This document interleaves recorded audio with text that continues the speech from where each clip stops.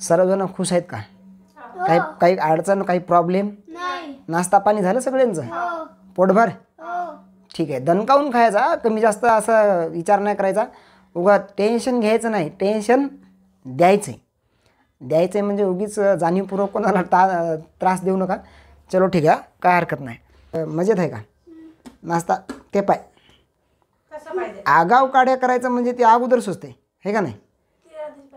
अभ्यास करायचं किंवा आपलं जे काही सांगितलं ते अभ्यास पूर्ण करून यायचं हे नाही.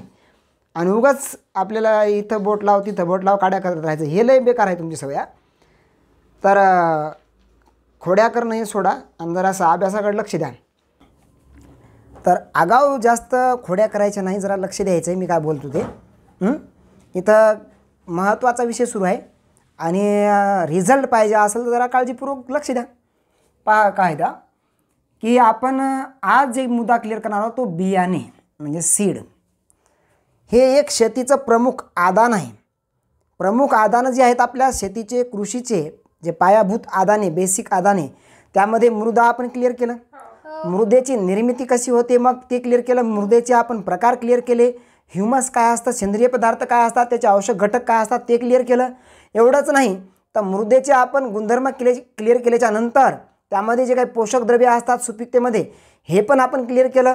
आणि त्या पोषक द्रव्यामुळं जे काही वैशिष्ट्ये निर्माण होतात पिकामध्ये, जे काही लक्षणं येतात, जे काही रोग होतात ते पण क्लिअर केलं की नाही आपण.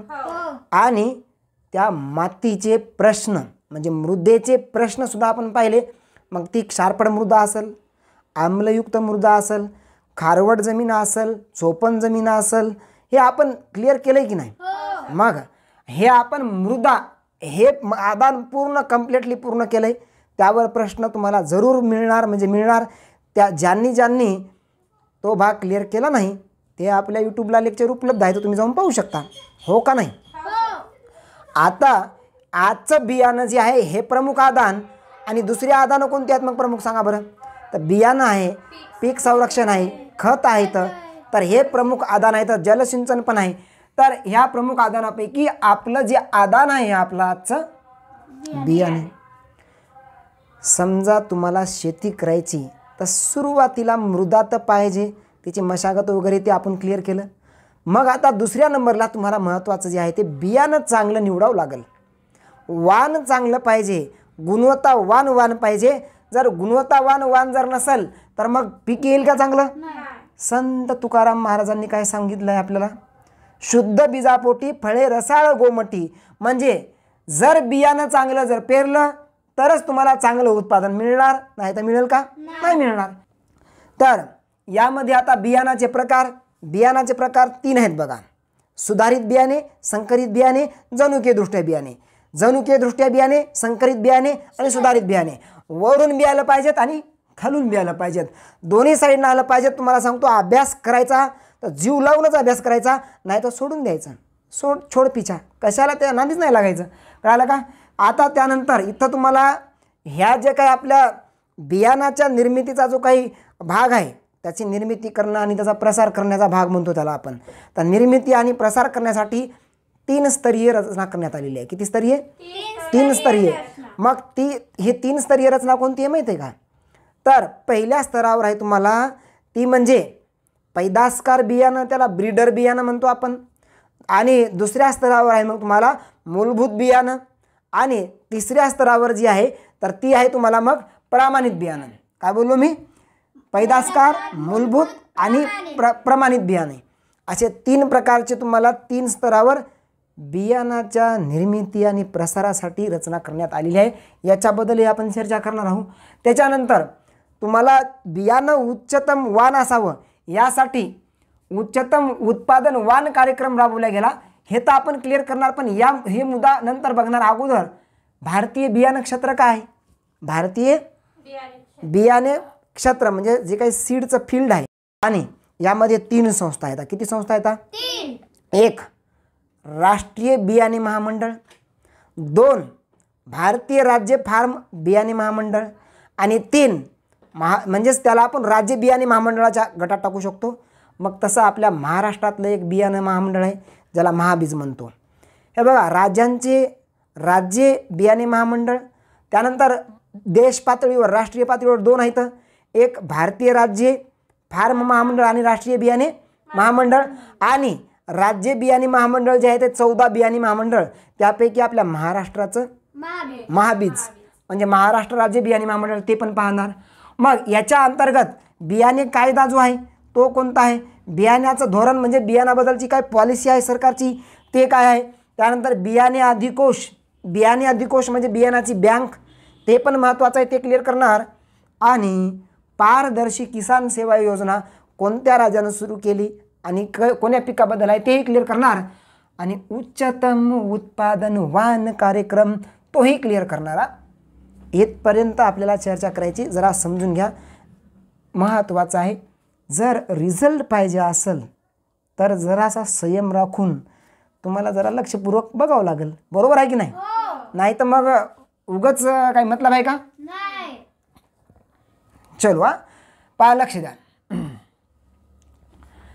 आता बियाणं म्हणजे वाण उत्तमरित्या निवडणं आपलं पीक घेण्यासाठी, हे तुम्हाला कळालं. याचे प्रकार 3 पडतात. मग सुधारित बियाणं. आता सुधारित बियाणं कशाला म्हणायचं आहे का माहीत, सांगतो. काही काळजी करायची नाही. जिथं भोयर सर तिथं काही अडचण आहे का नाही. जिथं मी उभा असेल तिथं काही प्रॉब्लेम नाही, यू क्लिअर करतो. समजा तुमचे आजोबा आहेत, काय बोललो मी, आजोबा आजी किंवा त्यांच्या पिढीतील कोणालाही विचारा की तुम्ही शेतामध्ये पीक घेण्यासाठी जे बियाणं लागतं हे बियाणं कुठून आणायचे, दुकानावरून विकत आणायचे का कुठून आणायचे विचारा. त्यांचं उत्तर जे राहील ते म्हणजे तुमचं सुधारित बियाणे. ते काय बोलतील तुम्हाला, ते बोलतील की बाबा हे जे काय आपलं पीक आहे इथं घेतो मी, जरा समजून घ्या, दिसतंय ना सगळ्यांना. हे बघा इथं घेतो, हे जे काय पीक आहे शेतामध्ये या पिकामधलंच काय करायचं आहे, उत्कृष्ट बियाणं. हे जेव्हा काढणी केली, याची मळणी केली, यातलंच उत्कृष्ट बियाणं काय करायचं आहे, ठळक गुणवान बियाणं जे वाटतं ते काय करायचं, बाजूला काढायचं, सुरक्षित घरामध्ये ठेवायचं आणि तेच पेरणीच्या वेळी पेरायचं. त्यालाच म्हणतात सुधारित बियाणे. कळालं का. हे हायब्रिडचा जमाना, संकरितचा जमाना येण्याच्या अगोदरचा काळ, कळालं का. जसा हायब्रिडचा जमाना आला तसं तुम्हाला त्याला म्हणतात संकरित बियाणं. म्हणजे संकरित म्हणजे काय मग आता, तर संकरित म्हणजे समजा ही बियाणाची एक जात आहे, म्हणजेच एक पीक आहे आणि ही एक जात आहे, आणि आता ही दुसरी जात आहे, काय बोललो मी, दुसरी जात आहे. तर हे बियाणं पिकतं चांगलं, ही जे जात आहे ना ही चांगल्या प्रकारे पिकते, पण याची अडचण अशी आहे की ह्याच्यावर खोडकीड किंवा कीड पडते. काय पडते, आणि ही किडीला विरोध करते. ही काय करते, मग करा काय की याच्यातला गुण बोललो बरं मी, जनुक नाही बोललो. काय बोललो मी, गुण. तर याच्यातले जे काही व्हेरायटीज असतात किंवा एखादा गुण असतो तो कीड व्यवस्थापनाला विरोध करणारा तो याच्यात टाका ना. कळालं का मी काय बोललो ते हा जो गुण आहे तो याच्यामध्ये टाका. मग एखादा त्याच पिकाच्या जातीतील त्याच्या दुसऱ्या जातीमध्ये गुण टाकणं त्याला म्हणतात काय, संकरित. राजा संकरित. लक्षात आलं का. जरा काय सुरू आहे तर लक्ष ठेवलं पाहिजे. काय कोणतं बियाणं म्हणतात त्याला, संकरित बियाणं म्हणतात. आता तिसरा प्रकार आहे जनुकीय दृष्ट्या उन्नत. या क्षेत्रामध्ये अजून बराच काही संशोधनाचा भाग सुरू आहे आणि हे अजून बियाणं यायचे बाकी आहेत, पण संशोधन बरंच बाकी आहे, संशोधन बरंच सुरू आहे आणि काही गोष्टी बदलते साध्य झाले. पण हे जेव्हा सक्सेस होईल ना, ह्या जनुकीय दृष्ट्या उन्नत बियाणं म्हणजे काय माहिती आहे का, की समजा डायरेक्टच डीएनएचा भाग त्याच्यामध्ये काय असतो, जनुक असतो. म्हणजेच आपल्याला हवा असलेला गुणधर्म मिळवण्यासाठी डायरेक्ट याच्यातला जनुक काय टाकायचं, इकडं डायरेक्ट जनुक टाकायचं. जनुक काय बोललो मी, जनुक जीनच टाकायचा. म्हणजेच ही आपल्याला नवीन पिकाची जी काही जात तयार होईल, जे नवीन पीक तयार होईल ते जनुकीय दृष्ट्या उन्नत बियाणं त्याला म्हणतात. बात कळाली का. आता हा काय भाग आहे तर 3 स्तरीय रचना करण्यात आली बियाणाच्या निर्मिती आणि प्रसारासाठी. पैदासकार बियाणे, काय बोलतो मी याला? पैदासकार बियाणे म्हणजे ब्रीडर बियाणे. या पैदासकार बियाणामध्ये काय माहिती आहे का? लक्षात घ्यायचं, महत्त्वाचं आहे. पैदासकार बियाणं जे आहे याचा रंग कसा असतो असा प्रश्न विचारतात. या मूलभूत बियाणाचा रंग कसा असतो हा प्रश्न विचारतात. आणि प्रमाणित बियाणाचा रंग कसा असतो हे विचारतात. कोणाकोणाला ते सांगा बरं पटापट. की हां बरोबर आहे. एका जणाचं उत्तर जे आलं, मूलभूतचा कलर बियाणाचा कलर कसा असतो? लेबल त्याच्यावर असतं, लेबल. त्या लेबलचा कलर कसा असतो? पांढरा. या मूलभूत बियाणाचा जे लेबल असतं त्याचा कलर पांढरा असतो. पैदासकार बियाणं जे असतं त्या पैदासकार बियाणाचा कलर पिवळा असतो. राजा लक्षात ठेवायचं आहे, महत्त्वाचं आहे. मूलभूत बियाणाचा कसा असतो? पांढरा. आणि प्रमाणित म्हणजे सर्टिफाईड याचा कलर कसा असतो? निळा. आता या पैदासकार बियाणासाठी कोण कार्य करतं? तर भारत सरकार. पैदासकार बियाणासाठी कार्य कोण करतं? भारत सरकार. आणि भारत सरकार जे आहे या भारत सरकारचं कृषी विद्यापीठ असतील किंवा संशोधन संस्था असतील, बियाणे क्षेत्रातल्या संशोधन संस्था आणि बियाणे क्षेत्रातले कृषी विद्यापीठ हे या भारत सरकारच्या नियंत्रणाखाली या बियाणाची निर्मिती करतात. म्हणजे त्याला पैदासकार बियाणे म्हणतात, ब्रीडर.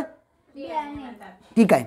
आता 2 नंबरचं जे बियाणं आहे हे 2 नंबरचा जो स्तर आहे त्या स्तरावर मूलभूत बियाणे म्हणतात. त्याला मूलभूत बियाणे स्तर म्हणजेच फंडामेंटल सीड असं म्हणता येईल त्याला आपण. तर यामध्ये पांढरा रंग तर असतो, पण इथं कोण कार्य करतं? हे कोणाच्या नियंत्रणात असतं? तर या ठिकाणी हे जे काय भारतीय बियाणं क्षेत्रामधल्या तीन घटक आहेत. एक भारतीय बियाणे क्षेत्र, यामधला एक राष्ट्रीय बियाणे महामंडळ, दुसरा भारतीय राज्य फार्म महामंडळ आणि राज्यांचे राज्य बियाणे महामंडळ. हे 3 घटक या मूलभूत बियाणाच्या स्तरावर कार्य करत असतात आणि बियाणांची निर्मिती करत असतात. कळालं का? आता हा जो प्रमाणित आहे ना, सर्टिफाईड म्हणजे आता प्रमाणपत्र मिळालं, जा मार्केटला आणि त्याचं विक्री करा. म्हणजेच तुम्हाला बियाणाची जी काय विक्री करायलापर्यंत येतं त्या स्टेजला येतं तेव्हा त्याला आपण काय म्हणतो? प्रमाणित. आणि त्याच्या लेबलचा कलर कसा असतो? मग इथं कोण काम करतं? या ठिकाणी कोण काम करतं सांगता येईल का? विक्रेते, दलाल. हां म्हणजेच इथं आता निर्मिती व्हायचा विषयच नाही. हे इथपर्यंत झालं काम. हे इथं बियाणं आलं म्हणजे हे दुकानदाराकडं आलं आणि ते घेऊन यायचं. त्याला म्हणतात प्रमाणित बियाणं, सर्टिफाईड बियाणं. इथपर्यंत काही अडचण आहे का कोणाला? नाही. आता भारतीय बियाणे क्षेत्र. आपण भारतीय बियाणे क्षेत्र जे आहे याच्यामध्ये 3 घटक महत्त्वाचे आहेत. तर बघा, हे जे काही भारतीय बियाणे क्षेत्र आहे ना, या क्षेत्रामधील राष्ट्रीय पातळीवरच्या म्हणजे देश पातळीवरच्या 2 बियाणे संस्था आहेत. त्या कोणत्या आहेत? तर एक आहे राष्ट्रीय बियाणे महामंडळ आणि दुसरं आहे भारतीय राज्य फार्म महामंडळ. हे 2 राष्ट्रीय पातळीवर आणि 14 बियाणे महामंडळ हे राज्य पातळीवर. मग हे असे 3 आपण स्तरावर याचा प्रकार करू शकतो भारतीय बियाणे क्षेत्रामध्ये. लक्ष द्या का जरा काय. तर हे जे काही राष्ट्रीय बियाणे महामंडळ आहे एक, भारतीय राज्य फार्म महामंडळ आणि राज्य स्तरावर राज्य बियाणे महामंडळ. तर हे राष्ट्रीय बियाणे महामंडळ याची स्थापना झाली होती पहा 1963ला. कधी झाली स्थापना? 1963. आणि याचं मुख्यालय जे आहे दिल्लीला कधी जर गेले तर बीज भवन आहे. काय आहे? बीज भवन म्हणजेच हे राष्ट्रीय बियाणे महामंडळ. तर दिल्ली ठिकाणी याचं मुख्यालय आहे. कुठं आहे मुख्यालय? दिल्ली ठिकाणी. राष्ट्रीय बियाणे महामंडळाचं मुख्यालय दिल्ली. राष्ट्रीय बियाणे महामंडळाची स्थापना 1963. आणि भारतीय राज्य फार्म महामंडळ. आता हे जे काय भारतीय राज्य फार्म महामंडळ आहे याच्यामध्ये एक फार्म, फक्त खाली फार्म म्हणून राजस्थानला 56ला स्थापना करण्यात आली होती. पण असे अनेक फार्म स्थापन झाले होते. त्या फार्मना एकत्रित करून मग 1969ला कधी? 1969ला भारतीय राज्य फार्म महामंडळाची स्थापना करण्यात आली. आणि त्यानंतर हे झालं देश पातळीवर. आता राज्य पातळीवर राज्य बियाणे महामंडळ जे आहे त्यामध्ये 14 किती 14 बियाणे महामंडळ आहे. तर त्यामधलं आपल्या महाराष्ट्राचं त्याला म्हणतात महाबीज. काय म्हणतात त्याला? महाबीज. कुठला आहे? आपल्या महाराष्ट्र राज्याचं. आणि यालाच काय म्हणतात मग? महाराष्ट्र राज्य बियाणे महामंडळ. याची स्थापना झाली होती 28 एप्रिल IMP. खूपच IMP 28 एप्रिल 1976ला. काय बोललो मी, लक्षात येते का? आणि याचं मुख्यालय कुठं आहे? तर याचं मुख्यालय आहे राजा अकोला. कुठं आहे? अकोला. अकोल्याला कशाचं मुख्यालय सांगा? महाबीजचं मुख्यालय आहे. आणि स्थापना कधी झाली होती? 28 एप्रिल 1976. दुसरी गोष्ट महत्त्वाची लक्षात ठेवायची की या महाबीजद्वारे काय बोललो मी? म्हणजे बायोटेक्नॉलॉजी, जैव तंत्रज्ञान केंद्र म्हणजे बायोटेक्नॉलॉजी सेंटर स्थापन करण्यात आलं. ते कुठं करण्यात आलं? हा महत्त्वाचा तुम्हाला प्रश्न विचारला जातो. तो नागपूरला. कुठं स्थापन करण्यात आलं? नागपूरला जैव तंत्रज्ञान केंद्र स्थापन करण्यात आलं राजा महाबीज मार्फत. आणि या नागपूर ठिकाणी संकरित केळीच्या जाती तयार केल्या जातात. मग या ग्रँड नैनी, महालक्ष्मी, श्रीमंती, काय बोललो? ग्रँड नैनी, महालक्ष्मी, श्रीमंती या तंत्रज्ञानाच्या आधारे केळींच्या संकरित जाती तयार केल्या जातात. हे इथं तुम्हाला जैव तंत्रज्ञान केंद्राबद्दलचं लक्षात ठेवायचं आहे. कळते ना सगळ्यांना? आणि त्यानंतर मग तुम्हाला हे त्यानंतर आहे तुम्हाला मग आता की बियाणे कायदा. आता हा जो बियाणे कायदा आहे तो बियाणे कायदा कधीचा आहे असा प्रश्न तुम्हाला विचारला जातो. तर हा कायदा आहे राजा 1966चा. बियाणे कायदा कधीचा आहे बोला? 1966ला काय आहे? आणि 1966ला बियाणे कायदा जो करण्यात आला तो कायसाठी करण्यात आला असेल? काय कारण असेल? तर बियाणांची गुणवत्ता नियंत्रित करण्यासाठी. बियाणांची गुणवत्ता म्हणजेच बियाणांची गुणवत्ता कायम राहिली पाहिजेत आणि गुणवत्तावान बियाणे शेतकऱ्यांना पुरवल्या गेली पाहिजेत. फ्रॉड बियाणापासून शेतकऱ्यांचं संरक्षण झालं पाहिजेत. अशा प्रकारच्या कारवाई करण्यासाठी हा बियाणे कायदा आला. कधीचा? 1966.